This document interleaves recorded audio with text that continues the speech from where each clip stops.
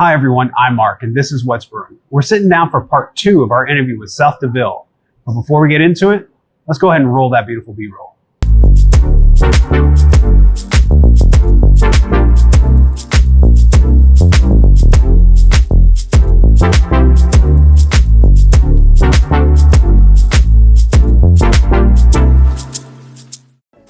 So, we kind of talked about a lot of the life insurance, the financial services that you do and everything like that.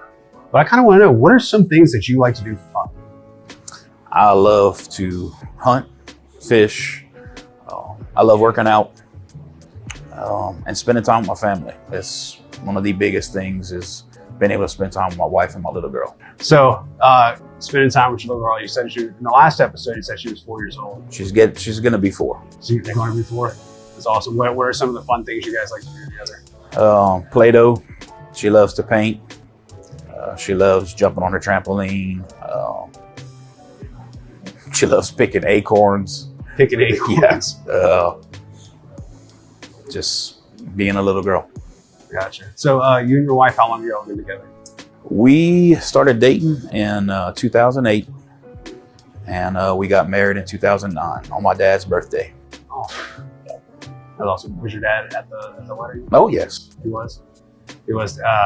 Was he happy that you're getting married on his birthday? Absolutely. He wasn't mad, being like, you're taking my day away from me. No. Nothing like that. So when we first talked, you said you were originally from Ville Platte. All right. So how long were you in Ville Platte for? Ooh, I was in Ville Platte for the first 22 years of my life. 22 years of your life? Gotcha. How'd you like it over there? It's Ville Platte. Food's good. Food's good. You know, I love my church family. It's Ville Platte. So, what were you? You're a church family. So, what church was that? First Baptist in Ville Platte. We're still members there. That's how I met Chip. He was my youth pastor, Christopher, and he's been like a brother ever since. You know your brother ever since? Did he used to make you go up on stage and sing with him? Every once in a while, he would take me out of my comfort zone and get me on stage. It didn't happen often, but it did happen. Yeah, it's good to have people like that. They'll push you out of your comfort zone. Absolutely. Because you can get a little too complacent, just like sitting there in your own things. You have to be pushed out of your comfort zone. Yeah. So you said you liked working out. Yes. So what are some of your favorite activities? I mean, I love lifting weights. I love pushing and pulling. That's something I've always done. Starting to get more into cardio because I know I need to. But just the feeling I get, I love it. Awesome, man. So let's go back a little bit into the financial service stuff.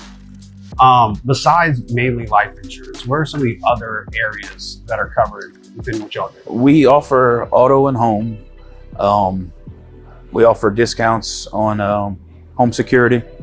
We do living wills, and we have a number of investment companies that we can invest people's money through. Okay. Yeah, that's awesome, man.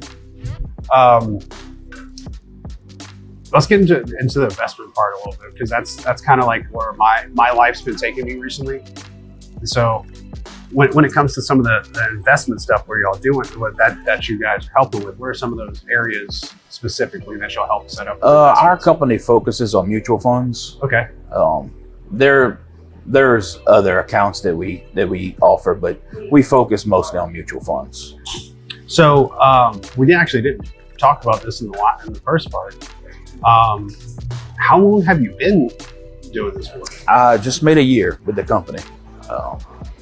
It's been a journey because you're basically in business by yourself. I have a team of people that I work with out of my office. I have an excellent vice president that leads our office, but you have to get up and grind every day. There's nobody that's gonna call and tell you to do what you need to do. You just have to do it. And that's something a lot of people don't understand. It's hard. Yes. Like everybody's like gives the whole thing. It's like, oh, you work from home, or so it's not. You have to be very self-motivated. Yes.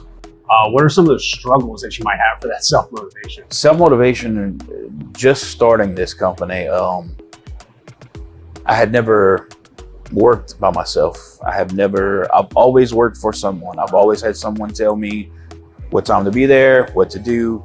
So it was a learning curve for sure. But once I started to get in the groove of things, I know for myself, the mental side of it I've seen myself grow as a person, to forming that business mindset, which is what you have to have to make it in the industry I'm in now. So yeah, because it's like we talked, it's a struggle. yes. What were some of the things that helped you stay on track? Like, I guess the best would just be, what helped you wake up in the morning? Because I know at one point, whenever I was doing it, it was hard to make myself wake up at 7 a.m. My drive is my family. When I was doing inspection work, of course I was home every day, but most days we were working 12, 13-hour days, and that was an hour drive to Baton Rouge. So I saw my family, but I didn't see my family. The money was great, but towards the end, money wasn't worth it anymore.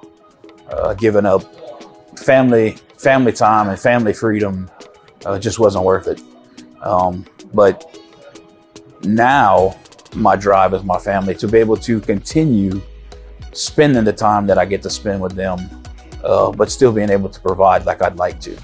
Yeah, it's one of those things that, like, a lot of people don't understand how important it is to have that time.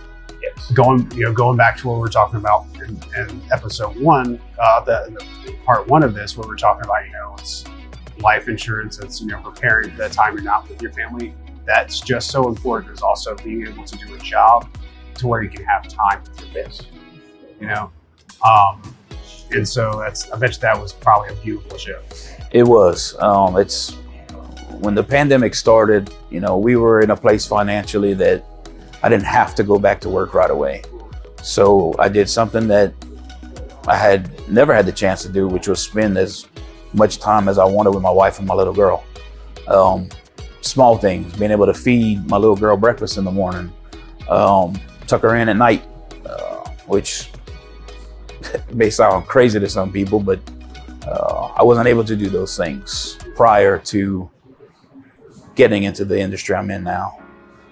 And I don't want to go back to where I was at before. So that's my drive. That's your drive. That's your why. Yeah. That's all. That's a beautiful why. It really is.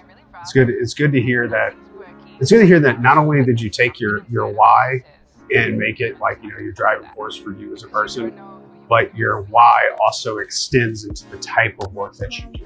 Yes. And it kind of becomes your whole purpose, because there's somebody who's kind of like a mentor to me that used to say kind of like, money can't be your driving force. It's just a thing behind it. Yes. Your driving force has to be something that's outside of you. And I think it's great that you were to take the two worlds and mash it together. Yes. So before we kind of wrap this thing up, if people are trying to reach out to you to kind of find out more information about how they can get how they can get life insurance, how they can start the journey or the conversation about what is it, where can they find you at? My email, which is sethdb20@aol.com. Yeah, Seth, thank you so much for joining us. I appreciate it. And you are an amazing individual. I'm glad I got to sit down and talk with you. Thank you. I appreciate this time. Well, that's going to do it for us here over at What's Brewing. Thank you for tuning in. If you like what you see here, don't forget to hit that like button. If you want to keep up with us, go ahead and hit that, crush that subscribe button. And don't forget to hit the bell to get notified whenever new videos come up. But that's going to do it for us here. You have a good one.